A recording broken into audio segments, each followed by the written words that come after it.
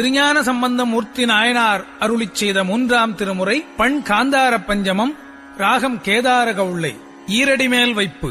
பிள்ளையார் முள்ளிவாய்க்கரையை அணைந்த பொழுது ஆற்றின் நீர்ப்பெருக்கால் ஓடங்கள் விடுவோர் இலராக பிள்ளையார் தாமே அவ்வோடத்தின் கட்டவிழ்த்து அதன் மேல் நின்று நாவலமே கோலாக இப்பதிகத்தை பாடி அருளினார். திருச்சிற்றம்பலம். கொட்டமே கமழும் கொள்ளம் பூது